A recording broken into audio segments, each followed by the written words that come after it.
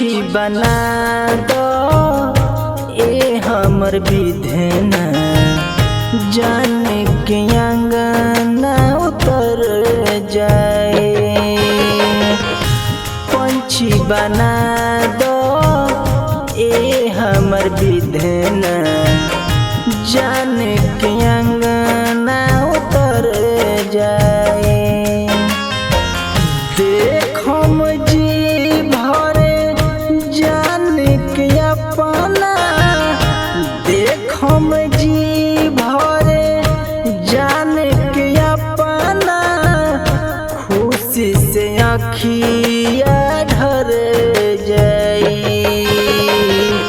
पंछी बना दो ए हमर विधना, जाने के अंगना उतर जाए।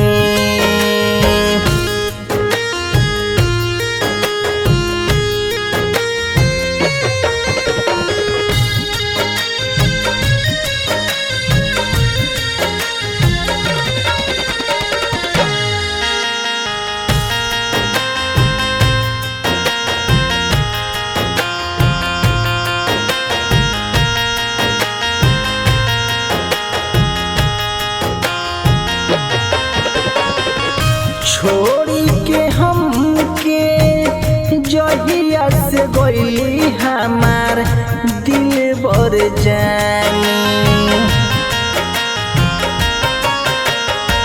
सहना जुदाई अखिया से झर झर गिरे, देखो न पानी।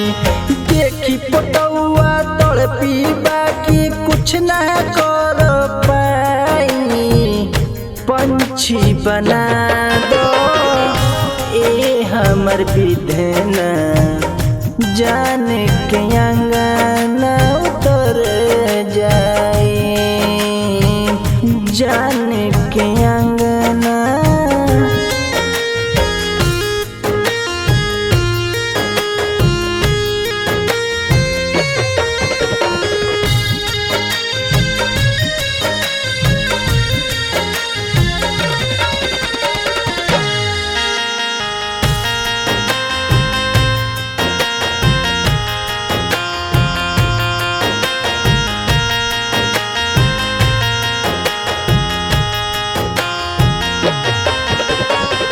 नींद नहीं आवे रातिया में हमके बड़ी याद सतावे।